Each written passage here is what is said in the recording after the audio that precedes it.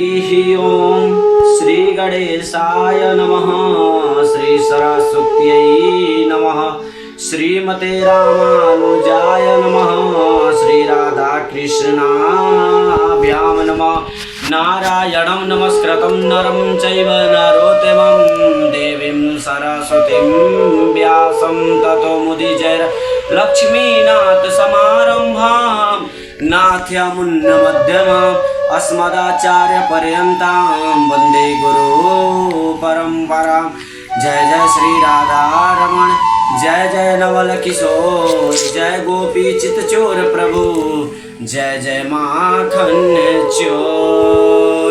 राधा मेरी मात है, पिता मेरे घनश्याम, इन दोनों के चरणों में मेरा कोटि कोटि प्रणाम। नमस्कार, हम पंडित राहुल मिश्रा। आप लोगों से आज बहुत ऐसा बातों पर चर्चा होगी।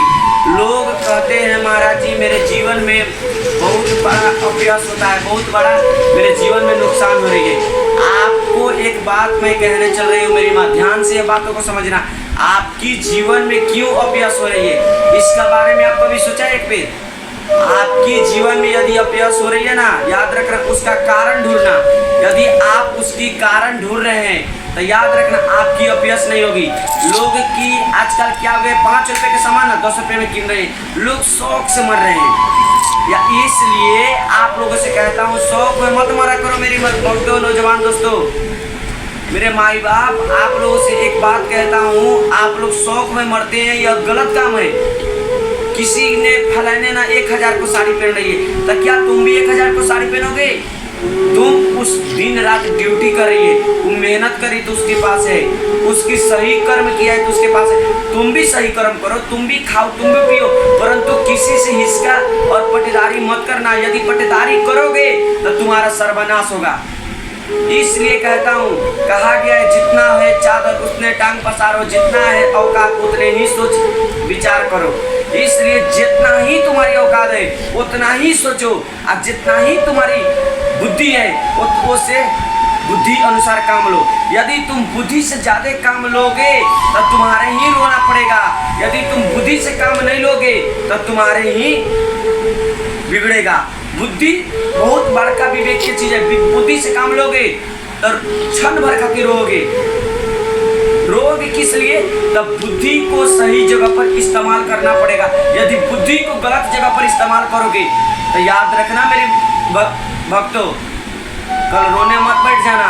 ऐसा कल एक मैं अस्पताल में गए थे, एक लड़की ने आकर, एक नर्स थी, वह आकर कहने लगी महाराज जी इसको तो पेट में मतलब बीमारी है।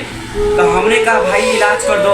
उसकी कमजोरी को फायदा बताकर, वो बड़ा उसकी बीमारी है परंतु उसका जीवा के चलते जाकर महंगे ना दारू शराब पी रहे थे। उस जब हॉस्पिटल में गया तो उस डॉक्टर और नर्स ने क्या कहा, आप लोग ध्यान से सुनना मेरी बात। उसने कहने लगी कि तुम्हारे 15 लाख रुपया लगेंगे शरीर में, तब तुम्हारी बॉडी को नया एक प्रोसेस मिलेंगे। आप बताइए, जो व्यक्ति यदि 5 रुपया नहीं कमा रही है उसके देह में 15 लाख की खर्चा, ये किसकी माध्यम है? या अपना कर्म के माध्यम है। इसलिए मेरी माँ, आप लोग जितना दूसरों को बिगाड़ने में लगती हो, जितना तुम दूसरों को बर्बाद करने में लगती हो, उतना शायद अपने आप को सफल बनाने में लगाता तो याद रखना तुम्हारे जीवन संभल जाता। इसलिए आप लोगों से कहता हूँ, आप लोग कभी भी गलत काम कदापि मत करना, नहीं तो कदापि गलत काम करोगे तो याद रखना कल रोने मत बैठना। यदि रोगे तो तुम्हारी नुकसान सर्वनाश होगा। इसलिए आप लोगों से कहता हूँ माई बाप, आप लोग बच्चों को संस्कार में रखो।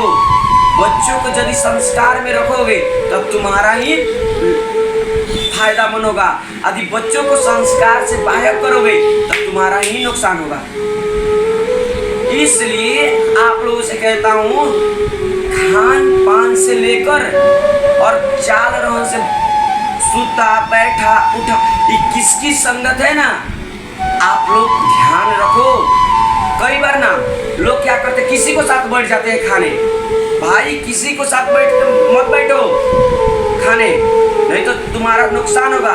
आजकल ना लोगों की परेशानी के कारण एक और है, झाड़ू और बढ़नी लगा देते हैं लोग और लोग कहीं पर धर देते हैं।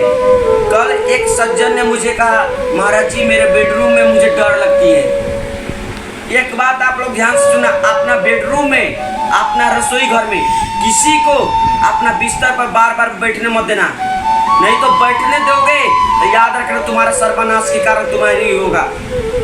इसलिए अपना बेडरूम में हर एक आदमी को घुसने मत देना, भले उसके बहुत ज्यादा प्रिय है तो घर में कुर्सी टेबल सोफा तो उस पर बैठाओ सुताओ अलग बात है, परंतु बेडरूम में घुसना जब कदापि शास्त्र के अनुसार विरोध है।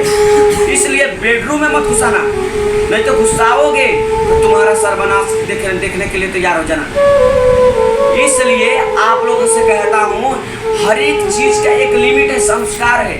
आप लोग संस्कार में रहो, संस्कार में रहोगे तो तुम्हारी फायदा होगा, अब तुम संस्कार में नहीं रहोगे तो तुम्हारी ही नुकसान होगा। यह आपको सोचना है।